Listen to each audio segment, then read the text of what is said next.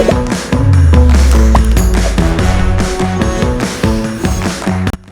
a gente está aqui com o deputado estadual Fábio Oliveira, ele que é engenheiro, ex-militar, é um grande nome do combate à corrupção aqui no Paraná. Boa tarde, deputado, tudo bem? Boa tarde, Nara. É um prazer poder estar aqui com você, aqui na Folha de Curitiba, poder bater um papo, né? E sobre todo o que a gente tem feito como deputado e também, principalmente, sobre essas pautas que têm tanto incomodado, né? Aquelas pessoas que levantam de manhã, cedão, suam a camisa, pagam seus impostos e estão sendo hoje totalmente desprestigiados por esse governo horrível que se chama o governo Luiz Inácio Lula da Silva. Bom, como eu falei, você é formado em engenharia, já foi militar, e eu quero entender o que te motivou a sair dessa área mais técnica e vir para a política. Teve algum acontecimento que te fez dar esse passo? Não, legal. Eu sou engenheiro civil, né, formado, e depois de formado engenheiro, eu acabei optando pela carreira militar no Exército Brasileiro, então eu fui engenheiro do Exército, construí vários tipos de obra dentro do Exército Brasileiro, mas principalmente rodovias, né? E isso dá uma capacidade para mim, uma capacidade técnica de poder fiscalizar também as obras dos pedágios aqui no estado do Paraná. Mas em relação a essa questão do que me motivou aí para a política, essa chavinha que virou dentro de mim foi em 2013. Eu era membro da Igreja Batista do Bacaxeri, o Deltan Dallagnol, um grande amigo meu, esse ano está fazendo 20 anos que nós somos amigos. Ele também, membro lá, procurador da República, skatista, para quem não sabe, o Deltan vivia chegando lá na igreja de skate, casado já, mas enfim, é uma pessoa sensacional. E o Deltan começou a me contar, assim, claro que dentro do que ele podia como procurador da República, do que ele estava começando a puxar do novelo de lã chamado Lava Jato. E ele falou: Fábio, eu achei que ia sair um pedaço ali de fio emaranhado, e comecei a puxar ali e não parava de vir porcaria. E ele falou: cara, tá chegando o nome de alguns poderosos a nível nacional. E eu não sei quantos de vocês que estão nos assistindo vão lembrar, mas o Brasil em 2013 existia uma percepção de que algo muito grave, muito grande estava acontecendo, mas ninguém sabia o que era. E aí, quando veio o advento da Lava Jato, as pessoas começaram a entender o que era. Era o mar de corrupção que o Brasil estava mergulhado. E através da Lava Jato, do trabalho do Deltan Dallagnol, isso veio todo à luz. Toda aquela corrupção com os poderosos que estavam sendo envolvidos. E aí começaram a aparecer os indignados. Cidadãos comuns como eu, indignados com aquela solução, com aquela situação. E aí eu me uni com vários indignados aqui em Curitiba e nós acabamos montando um movimento social chamado Mude e Chega de Corrupção. Isso foi em 2014. E eram líderes aqui da região, e esse movimento social, que eu fui um dos cofundadores, ele acabou virando uma referência nacional. Porque como a gente tinha essa conversa muito próxima com o Ministério Público Federal, porque a Lava Jato estava centralizada aqui em Curitiba. Outros movimentos sociais começaram a nos procurar, como Vem Pra Rua, MBL, o pessoal nas ruas, enfim, começaram a nos procurar querendo, né, saber o que eles faziam aquela coisa toda. Então a gente que junto com eles, né, desenvolvia a questão das mobilizações, das manifestações de rua, que foram milhões e milhões de pessoas, né, reclamar da corrupção. E foi esse movimento social que sugeriu aos procuradores da República, mais especial ao Deltan, que as 10 medidas de combate à corrupção deixassem de ser um projeto do Ministério Público e virasse um projeto de lei de iniciativa popular. Então nós sugerimos isso para o Deltan concordou, e a partir de 2014 nós saímos pelo mundo coletando assinaturas para esse abaixo-assinado. Em um ano e meio, Nari, foi coletada 2.400.000 assinaturas, e batendo todos os recordes da história do Brasil democrático desde 1988. Só que um detalhe, as assinaturas tinham que ser a caneta. Hoje é recebida a digital, é tudo online. Mas era a caneta com o número de título de eleitor. Quem que andava com o título de eleitor na carteira naquela época? E se você que está nos assistindo não sabe do que eu estou falando, de Lava Jato e 10 medidas, Google it. Porque é algo que mudou o Brasil. E isso mudou uma chave dentro de mim. Algo que me trouxe para a política, mas não para a política partidária. Me trouxe para a política social. Então, por conta desse trabalho que eu realizei nesse instituto, né, desse movimento social que acabou virando um instituto, eu fui convidado em 2018 e 2020 para sair candidato. Em 2018 a deputado federal e 2020 a vereador aqui em Curitiba, e até um convite para ser vice-prefeito. E aí, num processo de reflexão, de oração, e de conversa com quem manda lá em casa, eu entendi que não era para eu sair candidato. Só que paralelo a isso, eu já tinha saído do exército, eu já estava na área, eu já estava sendo gestor de algumas empresas, indústrias, enfim. E isso que eu te contei foi como voluntário. Até que em 2021 eu recebo um telefonema do Deltan Dallagnol. Você veja que muito dessa questão política é em torno do que o Deltan representa para o Brasil, Sim. mas o Deltan me liga, ele já tinha saído do Ministério Público, já tinha decidido sair candidato a deputado federal, eu acompanhei todo esse processo, né, da vida dele, e ele me convida para sair candidato a deputado estadual. E aí eu recebi aquele telefonema, e quando você recebe um telefonema de uma pessoa do tamanho do Deltan, Sim. né, a nível nacional, com tudo que ele fez em favor do Brasil, Com o apoio de convidando, alguém do tamanho dele também, né? exatamente, convidando você para um desafio desse, qual que é a tua resposta? Não pode ser não. Eu falei: "Não, Deltan, você tá louco, cara, minha vida tá toda organizada". Imagina. Eu era gestor do maior hospital filantrópico do sul do Brasil. Tava voando, minha vida tava toda organizada, ganhando bem, almoçando em casa, buscando meus filhos na escola. Aí veio um convite desse que eu sabia que ia virar minha vida de cabeça para baixo. Eu falei: "Não, Deltan, eu não quero, eu vou te apoiar".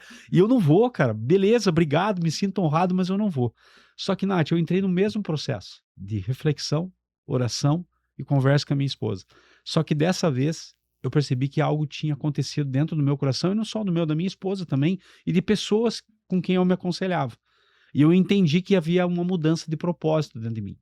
E eu entendi que havia um chamado para eu sair candidato a deputado estadual. Eu dei um passo de fé, abri mão da minha colocação no setor produtivo, vamos dizer assim, né, como gestor de um grande hospital.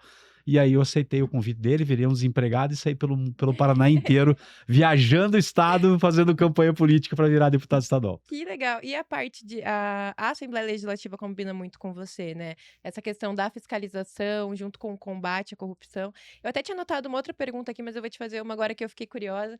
Qual que é a sensação para alguém que participou tão ativamente do processo, da Lava Jato, de todo esse combate, ver o nosso atual presidente se reelegendo agora, né, em 2022? 2. É, tudo junto. Claramente o bandido voltou à cena do crime. Claramente. E não só voltou sozinho, como trouxe todos os seus 40 ladrões juntos.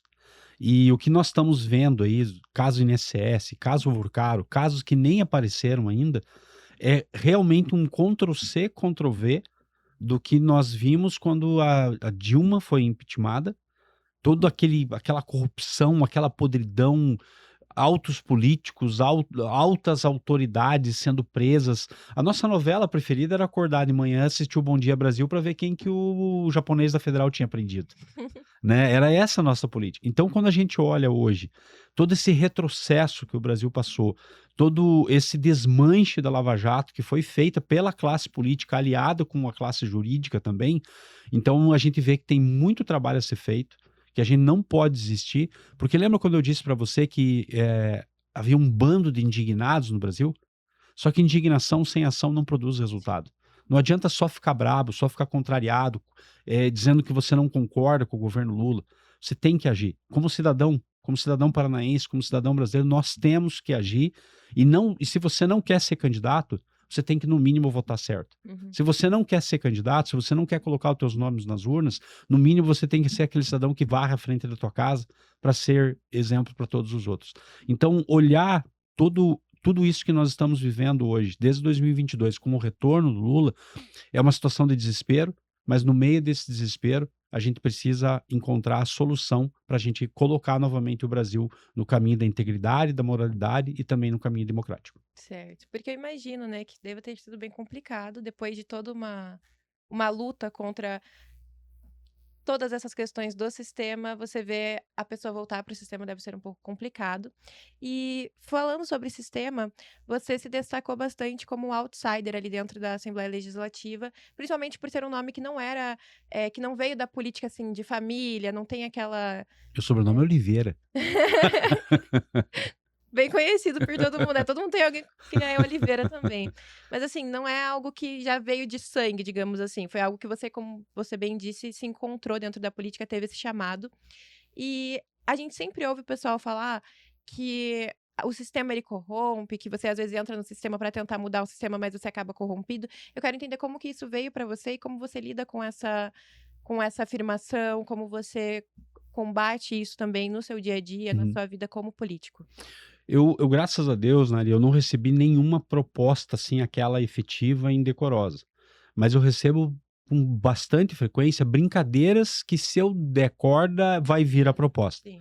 E já nessa brincadeira, a gente já dá o corte, já fala da parte da integridade. Mas uma coisa também que acontece é que quando você busca viver o teu mandato com integridade, através de princípios éticos e morais, e principalmente exercendo algo que eu acho que é muito importante dentro da política, é que política tem que ser baseado em evidências. Se um político não consegue mostrar para a população o que ele tem feito positivamente de diferença na vida deles, ele está no lugar errado. Ele não merece ter um cargo político, ele não merece ser eleito. Então, para mim, político, ele tem que evidenciar aquilo que ele está fazendo. Só que quando você começa a trabalhar dessa forma, você começa a ser isolado, você começa a ser escanteado. Você não consegue participar daquele núcleo decisor. Sim. E quando você consegue, às vezes, chegar lá, é porque a tua pauta é muito boa, porque o assunto que você está levando é muito bom. Então, quando a gente vê essa situação que nós estamos vivendo hoje, em 2026, com uma possibilidade real, a população brasileira, ela clama por uma mudança. Vendo Lula sendo homenageado numa escola de samba, como se fosse o maior santo da história da humanidade. Deveria ser o Papa, não o presidente do Brasil, né? Quando você vê a podridão sendo exaltada hoje, graças a Deus está vendo um clamor da população brasileira, não só da população de direita, mas das pessoas de bem, que entendem que não pode se manter mais hoje no poder esse sistema que está hoje. Então a população está mostrando que eles querem tirar o Lula do poder, eles querem fazer renovações, e esse é o ano para nós fazermos isso. Eu não estou desmerecendo a eleição de 2024. Sim.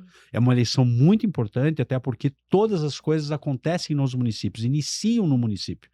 Mas eu estou falando de uma eleição muito importante, porque essa eleição nós vamos ter a capacidade de mudarmos o rumo que o Brasil está indo. O Brasil ele está se unindo com nações como Rússia, como China, como Cuba, como Venezuela, como Coreia do Norte, que são todas ditaduras. E hoje o governo brasileiro exalta esse tipo de ditadura, dizendo que é o melhor tipo de governo que existe. Uhum. Sendo que o que a gente vê mesmo em que princípios e valores éticos e morais que estão funcionando são países de direito e conservadores. E é isso que nós precisamos, na eleição de 2026, resgatar para o Brasil. E falando agora sobre o Paraná, né, trazendo um pouco mais aqui para o nosso estado, em relação a essa renovação, você acha que se aplica aqui também ou vamos continuar seguindo que como foram os últimos 4 anos? Veja, a gente tem um resultado muito positivo do governo Ratinho Júnior. Eu não era base do governo, sou um deputado estadual independente dentro da Assembleia, só que se você for ver o meu histórico de votação, dos projetos que vieram do Executivo, ele está mais ou menos com 97% Uhum. alinhado com o Poder Executivo. O que eu destoei, e vou dar um exemplo que foi em 2023. O governo do Estado ele mandou o aumento do ICMS para ser votado dentro da Assembleia Legislativa. Eu votei contra, eu fui um dos 5 deputados que votaram contra o aumento do ICMS. Então, assim, dentro dos 3% que eu estou desalinhado, está, por exemplo, um caso emblemático como esse. Mas não tem como a gente olhar para o estado do Paraná, e eu viajo na Ariúva o estado inteiro. Nos últimos 3 anos, eu fiz 140 mil quilômetros de carro dentro do estado do Paraná. São 3 voltas ao mundo.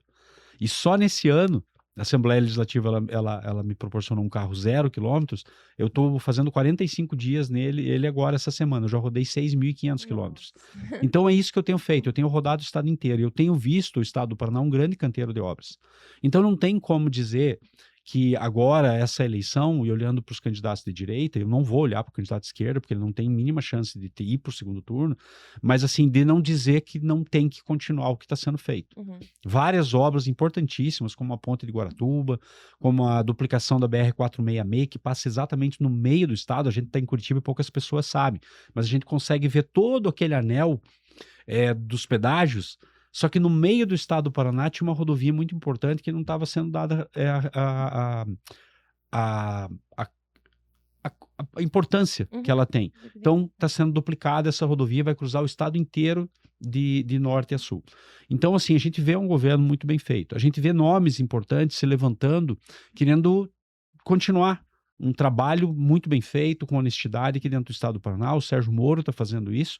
E eu vejo que o Paraná, nessa eleição, ele entrou na mira, aos olhos do brasileiro. Uhum. Porque quando o Ratinho ele se disponibilizou a ser candidato, um pré-candidato a presidente do Brasil, ele colocou o Paraná debaixo desse grande holofote nacional. E o Paraná realmente ele tem uma das eleições mais importantes para o Brasil, a ponto que o Ratinho ele desistiu de ser pré-candidato a presidente, ele vai se manter até o final do mandato, porque realmente o Paraná é um dos estados mais importantes para o Brasil, e agora ele está dizendo que a eleição não é mais do Moro contra Guto Silva ou contra Alexandre Puri. Essa eleição é uma eleição tão importante a nível nacional que o Ratinho Júnior falou assim, não, eu vou ficar para a eleição porque eu quero participar efetivamente e até como coordenador de campanha, quem sabe, dessa eleição. Então é uma eleição muito importante não para o Paraná. É uma eleição muito importante para o Brasil, porque afinal nós somos a quarta maior economia do nosso país. Com certeza. Também trouxe o holofote aqui para o Paraná, para Curitiba, né? Como você bem falou, o senador e pré-candidato também a governo Sérgio Moro. Vocês se alinham bastante em algumas perspectivas nesse combate à corrupção. Você acredita que esse é um nome que vem forte ou que vamos ficar mais perto ali do governo?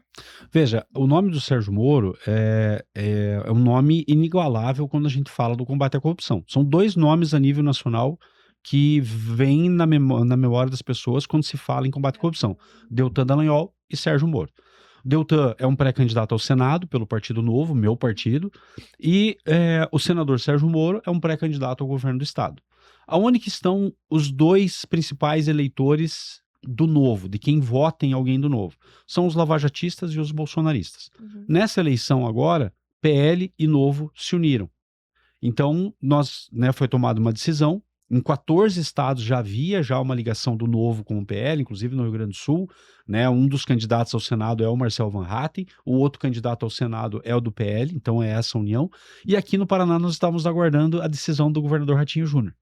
Então, quando ele tomou a decisão de não sair candidato a presidente, não manter o nome dele a presidente, nós obrigatoriamente tínhamos que tomar uma decisão do que nós iríamos fazer, com quem nós iríamos caminhar. E aqui, a nível estadual, nós vamos apoiar o Sérgio Moro para governador do estado. Bacana.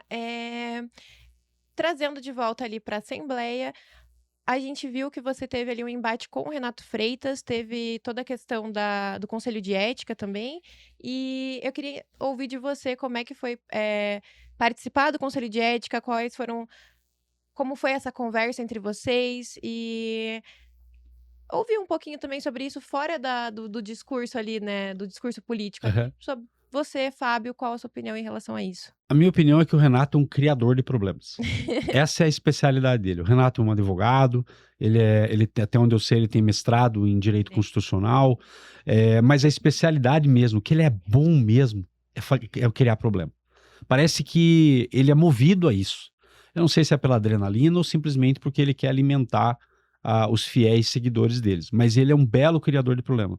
Só que o Renato, através dessas atitudes dele que ele veio tomando ao longo desses 3 anos com o mandato de deputado estadual, ele me provou que ele tem mais 3 características. A primeira é que Renato Freitas é um mentiroso, a segunda é que Renato Freitas é um covarde, e a terceira é que Renato Freitas é desprovido de inteligência emocional.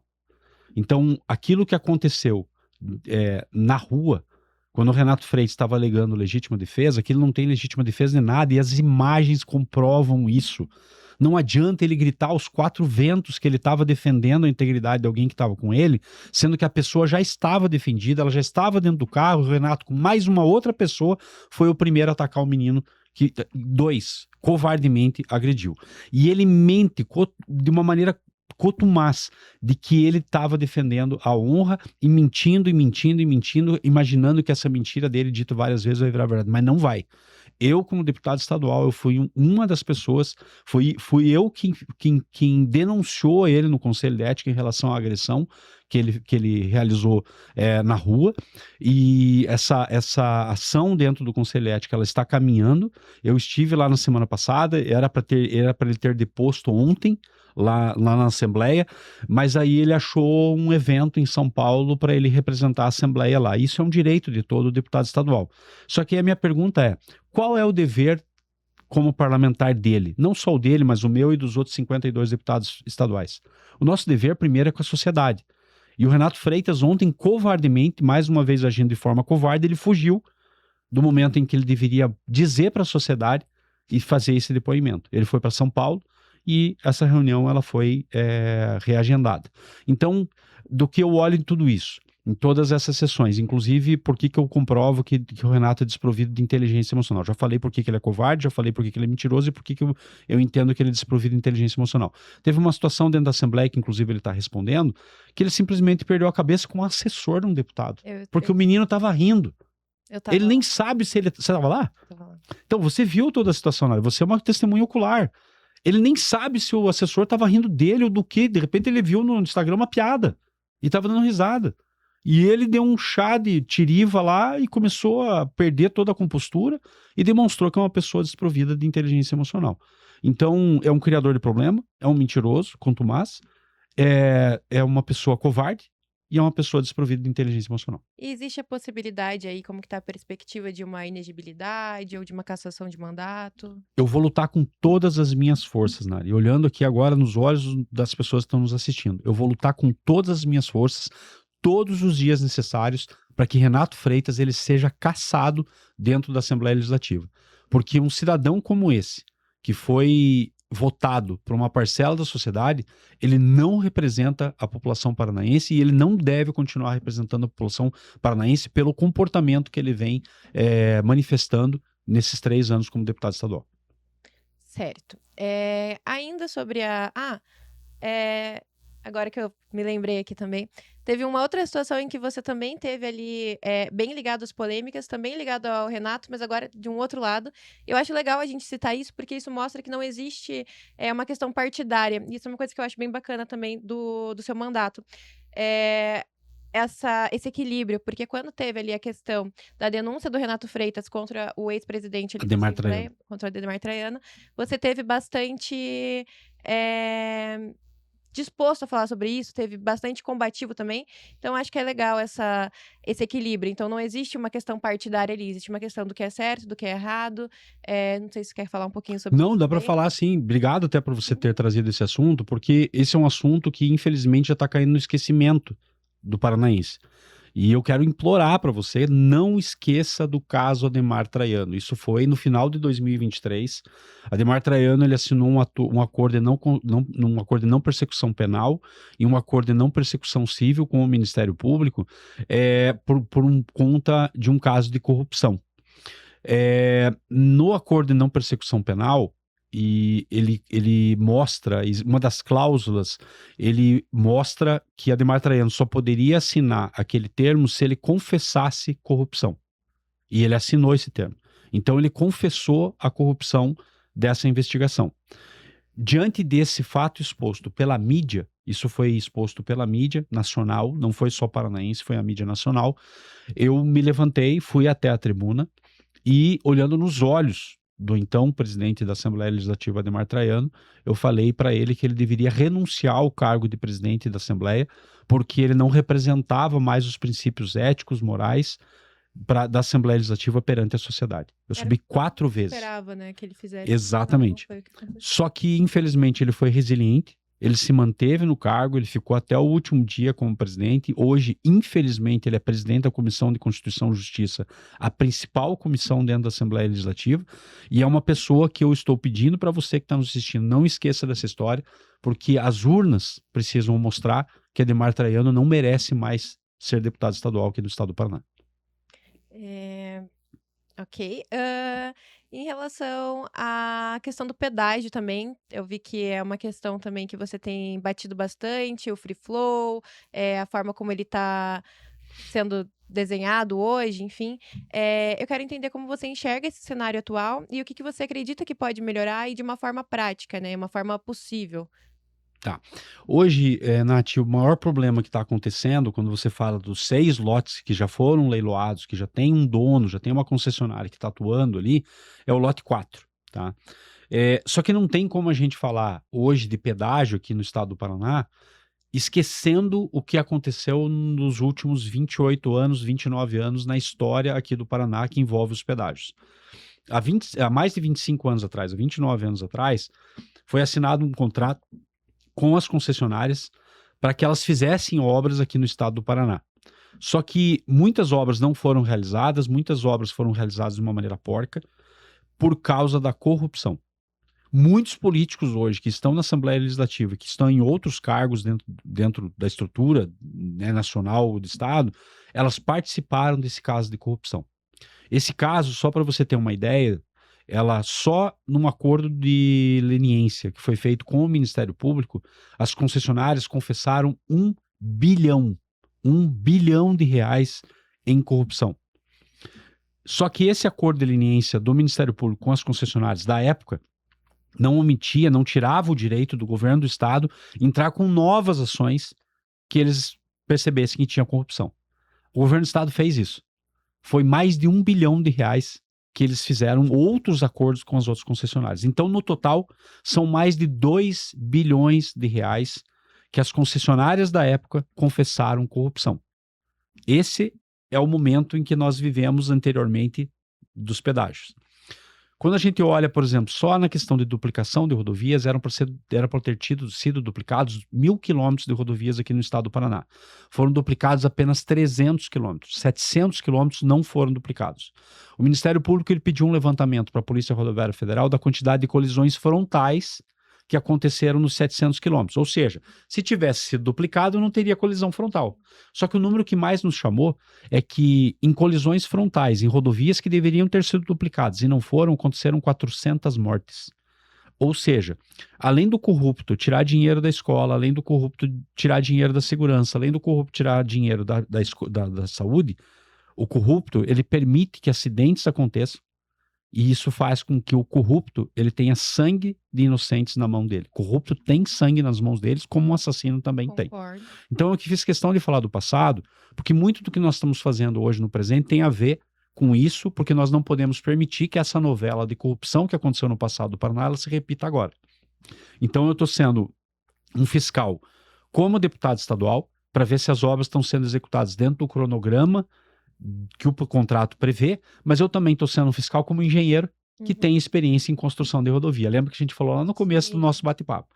Então eu tenho rodado o estado inteiro, eu tenho visto todas as rodovias, eu tenho fiscalizado todos os trechos, todos os lotes, eu tenho conversado com todos os presidentes das concessionárias, quando tá bom, quando tá ruim eu bato. Inclusive bati muito na questão da CCR, que é o lote 3, que é do Espreia até a Londrina, porque para mim a autorização da NTT de cobrança do pedágio ela foi extremamente prematura. Falei isso aos 4 ventos que eu não concordava com isso, e hoje nós temos um bom relacionamento com a CCR e eles têm vindo conversar comigo muito sobre a questão de obras que precisam ser feitas. Mas vamos voltar lá no lote 4, que é a questão do free flow que você estava falando. 2 itens do contrato foram quebrados com essa ação, com essa atitude da CCR junto da CCR não, da EPR com a NTT. O primeiro item que foi quebrado foi a questão de quando o free flow poderia ser aplicado. Segundo o contrato, era a partir do 5º ano. Nós estamos no 1º ano desse contrato. Então, só daqui 4 anos é que esse trecho ele poderia receber a cobrança eletrônica de pedágio. A segunda questão que foi quebrada no princípio do contrato foi que, aonde estava definido já em contrato que seria construída uma praça eletrônica, uma praça de pedágio convencional, a concessionária teria uma margem de 5 quilômetros antes ou 5 quilômetros depois do quilômetro onde estava se definido a praça, para fazer a alteração da praça. Só que hoje, essas praças eletrônicas, essas cobranças eletrônicas, elas estão fora desses 10 quilômetros. E, coincidentemente, elas estão em local de alta densidade populacional. Ou seja, onde tem mais carro transitando, onde tem mais carro trafegando e aonde mais dinheiro vai entrar nos cofres da concessionária. Uma outra discussão que se fala muito é sobre o que é free flow. O free flow, pelo que se vê em definições internacionais, é um sistema de cobrança eletrônica. Só que aqui no Paraná foi vendido que o free flow era um sistema proporcional de cobrança eletrônica. Eu tinha essa impressão também. Inclusive estava no site da NTT. Sendo sincera, essa era a minha percepção também. Essa definição estava no site da NTT.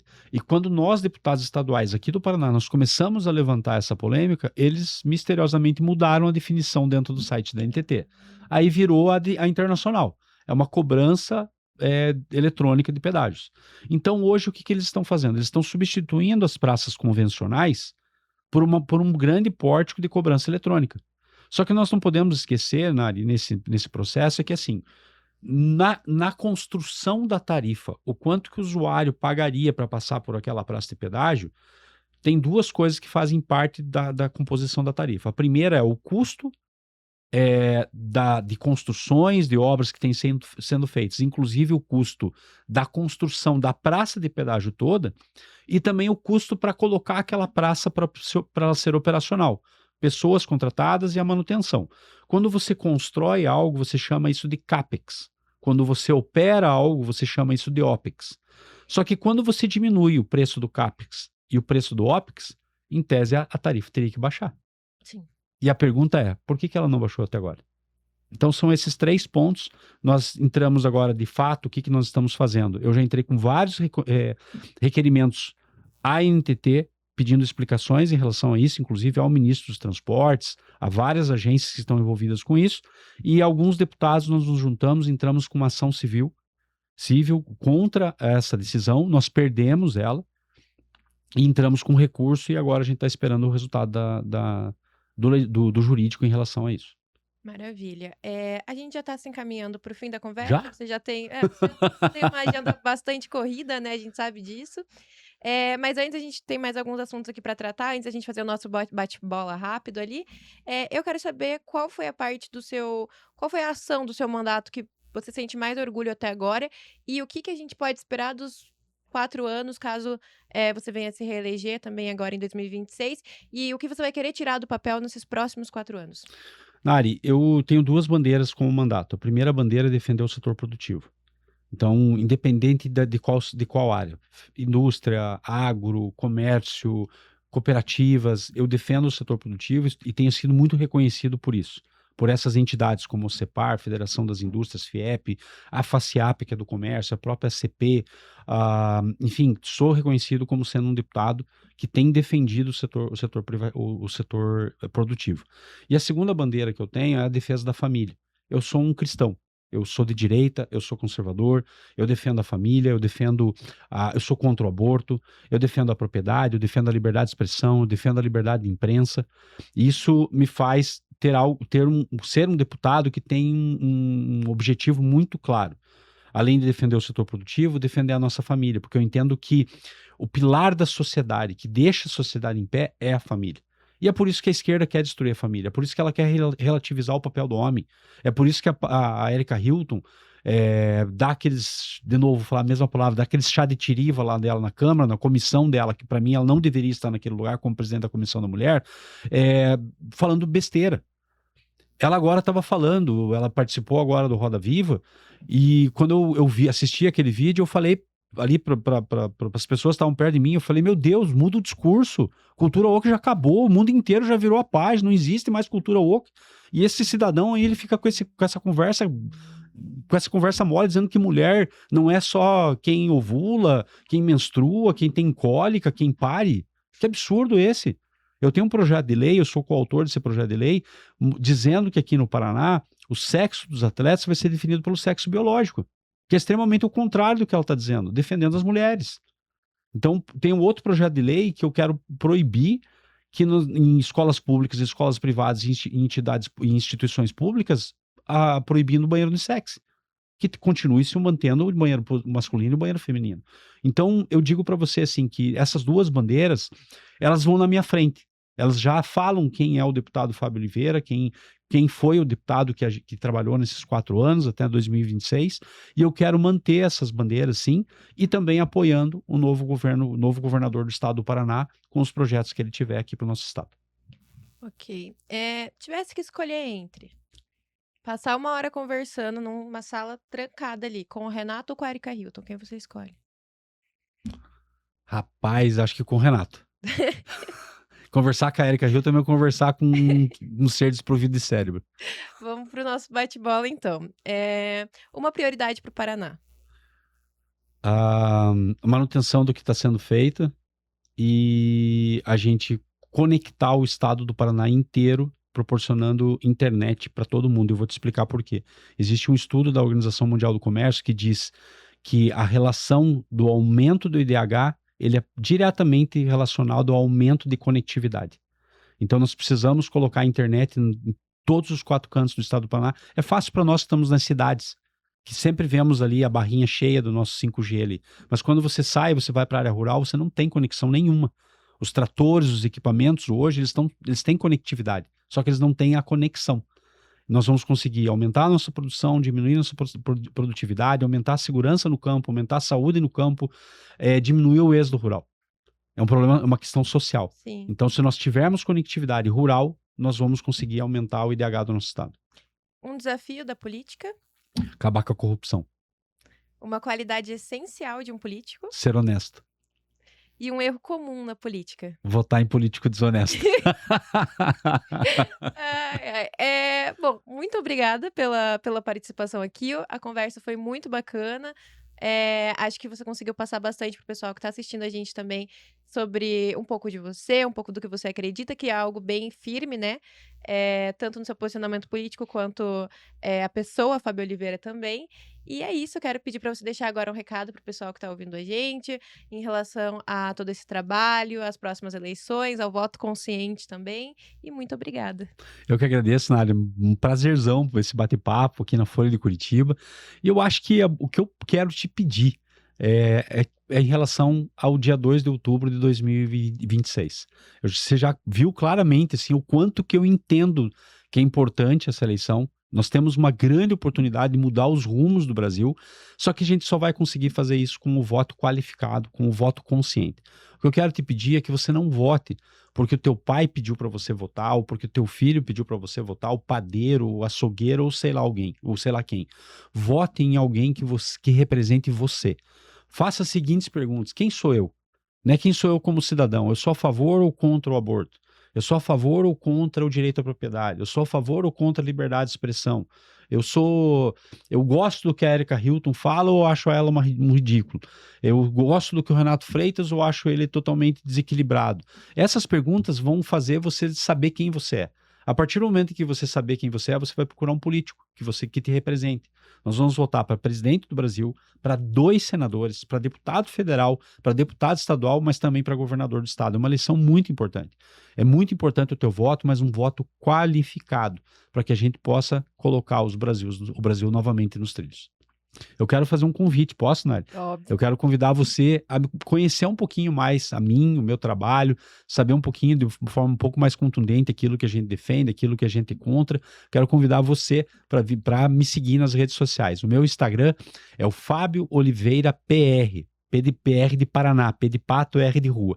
Então o Instagram é Fábio Oliveira PR, o X é o FA Oliveira PR, mas eu também quero deixar um canal para você, um WhatsApp para você fazer críticas, sugestões, e se você tiver uma denúncia, esse canal está sendo muito usado para denúncias, que é o 419-9292-9190, 419-9292-9190. Vai ser um prazer receber você nas minhas redes sociais e a gente continuar esse bate-papo por lá. Perfeito. Muito obrigada pela tua audiência, por ter acompanhado a gente até aqui e até a próxima.